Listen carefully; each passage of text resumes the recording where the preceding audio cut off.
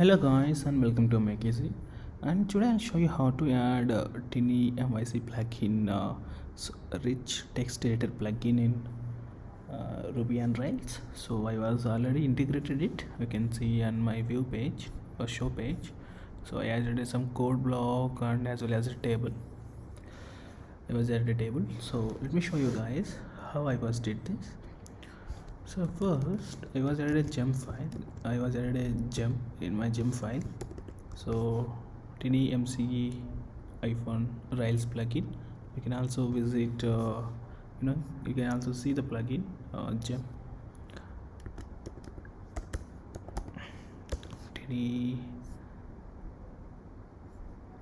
tinymce-rails. This is only, and once added that you need to create a file called tinymce.yml inside config folder. So I was already added that, and I defined it. What things that I need a bold, italic, and image, link, and other plugins like full screen, table, link, and all. Whatever I need, I was added. You can also find these all the things in tinymce plugin page. So we have to visit their plugin page. So full documentation. So there you can see filtering options, tinymce-rails plugins.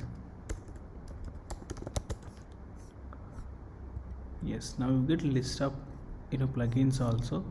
For example, at the end, if you see, there is many things, right? Bold, italic, back color, word count, help, code. These all plugins at toolbar. You can add all these to your tinymce.yml file. So now I was added it, and I need to call so tinymce their plugin. You can also see in the documentation they already provided. So once you add class, you need to provide tinymce form page. Once you done, so you can go and refresh your page. So I'm gonna editing this one now. So you can see now there is the editing tools were added at the top, right? So you can also add table.